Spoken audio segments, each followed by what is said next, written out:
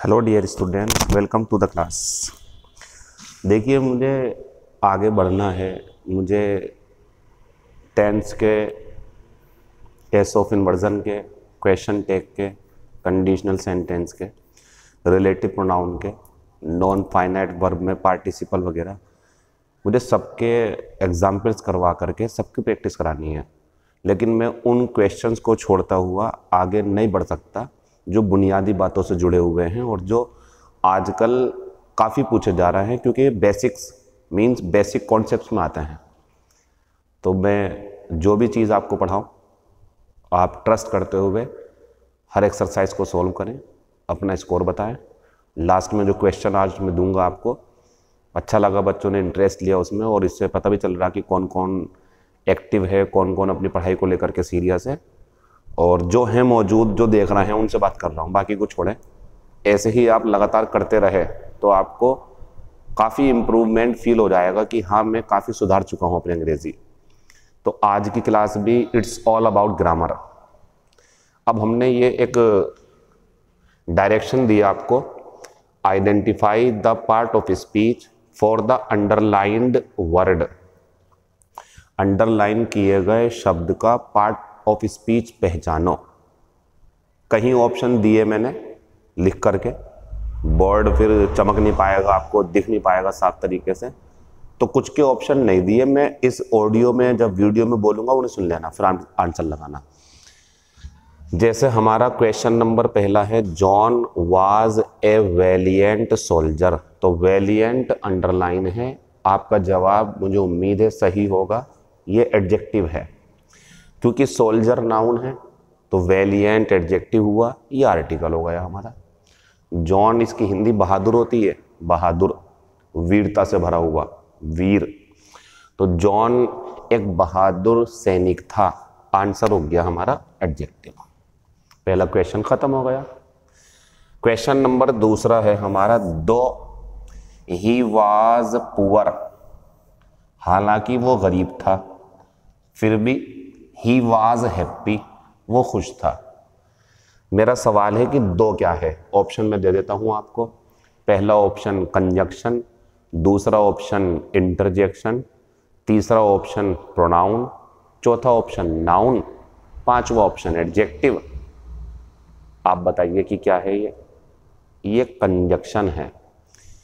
क्योंकि एक तो ये बात ध्यान रखें, दो कंजक्शन ही होता है इसलिए भी कंजक्शन है, और दूसरी बात, ये कंजक्शन इसलिए है क्योंकि इसने अपने बाद में एक क्लोज ले रखा है, और जिनके बाद क्लोज होता वो शब्द कंजक्शन कहलाते हैं। जैसे बिकॉज, जैसे कहीं आपको डेड भी मिलेगा, इसके बाद क्लोज होगा।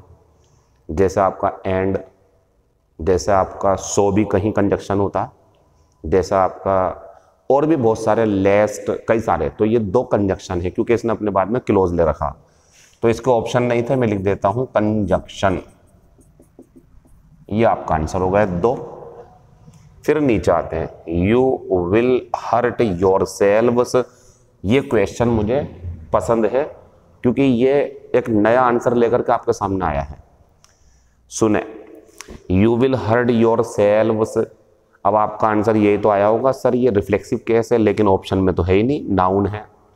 ये ऑप्शन है इसके, नाउन है, प्रोनाउन है, एडवर्ब है, इंटरजेक्शन है। जो आप इसको जानते हो जिस नाम से, वो तो अवेलेबल नहीं है कि सर ये तो रिफ्लेक्सिव केस है। अब ये बात सुने और हमेशा ध्यान रखना, जो आपने ये लिस्ट बनाई है ना सब्जेक्टिव केस की सारी, आई, वी, यू, ही, शी, दे, फिर उसके बाद में ऑब्जेक्टिव केस जो है मी, ये सब, फिर पजेसिव एडजेक्टिव में माई, योर टाइप के, फिर पजेसिव प्रोनाउन में माइन वगैरह, और फिर रिफ्लेक्सिव केस।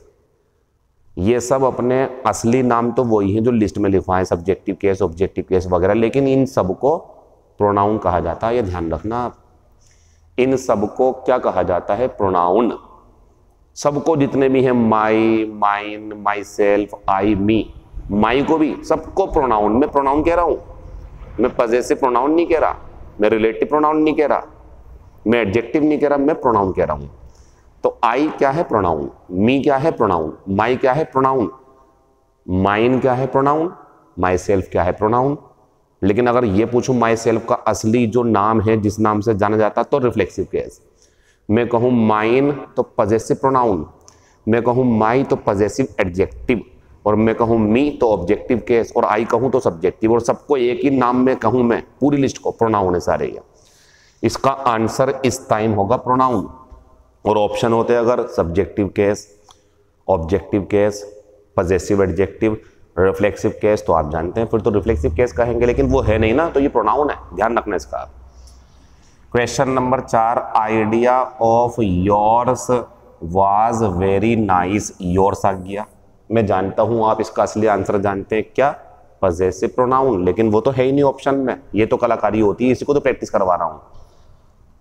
आंसर है प्रोनाउन, नहीं है पजेसिव प्रोनाउन तो प्रोनाउन कहो ना इस अधूरे नाम पे। बढ़िया, ब्रेवो। उम्मीद है मुझे इसमें टाइम वेस्ट नहीं करेंगे आप, और इसमें टाइम वेस्ट करने की जरूरत भी नहीं है, ऑप्शन भी नहीं दिया मैंने, अब दे देता हूं। ब्रेवो अंडरलाइन में है। ऑप्शन पहला इंटेंसिफायर नहीं है, दूसरा इंटरजेक्शन, ये आंसर है इसका, तीसरा ऑप्शन कंजक्शन। आप कह सकते हैं सर इसके बाद में क्लोज है, आराम से कह सकते हैं कंजक्शन, लेकिन गलत है क्योंकि ये इंटरजेक्शन है। ये कंजक्शन कैसे हो सकता है, ऐसे सिंगल शब्द जिनको जब आप पढ़ेंगे बोलेंगे तो आपको एहसास हो जाएगा कि यहाँ दुख की बात चल रही है, यहाँ शाबाशी दी जा रही है, यहाँ तारीफ चल रही है, यहाँ खुशी का माहौल है, समझ जाओगे आप, ब्रेवो, अलास, इस टाइप के, ये इंटरजेक्शन होते हैं। खत्म हो गया ये।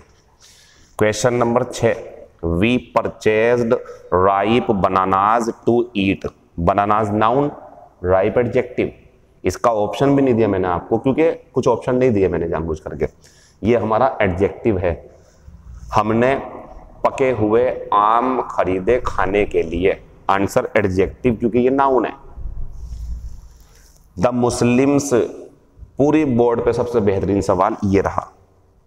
The Muslims fast in the month of Ramzan, इसके ऑप्शन दिए गए। वर्ब नहीं दिख रहा हो तो वो वर्ब है पहला ऑप्शन, दूसरा ऑप्शन है एडजेक्टिव, तीसरा ऑप्शन है इंटरजेक्शन, चौथा ऑप्शन है एडवर्ब। तो बता दूं फास्ट या तो एडजेक्टिव होगा, या एडवर्ब होगा, या नाउन भी होगा। अब देखना यह है कि किस जगह पर रखा हुआ है, तो ध्यान से देखें। द मुस्लिम्स सब्जेक्ट, और इसका नाम क्या होगा, वर्ब। इसकी हिंदी पता क्या है, रोजा रखना, जिसे व्रत रखना भी बोलते हैं हिंदू धर्म में। तो अगर यहाँ पे सोमवार मंगलवार का व्रत रखने की बात आएगी तो ये व्रत रखना बन जाएगा, और ये वर्ब है इस टाइम, यहाँ वर्ब है, कहीं और एडजेक्टिव हो सकता है एडवर्ब, लेकिन यहाँ वर्ब है। क्यों, फॉर्मूला, सब्जेक्ट मेन वर्ब, ये हो जाएगा। तो मुस्लिम रमजान के महीने में रोजा रखते हैं, ये दोनों काम कर रहा, रोजे का भी रखने का भी, ये मेन वर्ब इस टाइम। आंसर हो जाएगा हमारा पहला। अब वो क्वेश्चन जिसका आंसर आपको कमेंट में देना है, अपना स्कोर भी बताना है और कमेंट में आंसर भी देना है। तो आज का क्वेश्चन ये रहा बोर्ड पे, इसको आपको कमेंट में बताना है कि ये क्या है।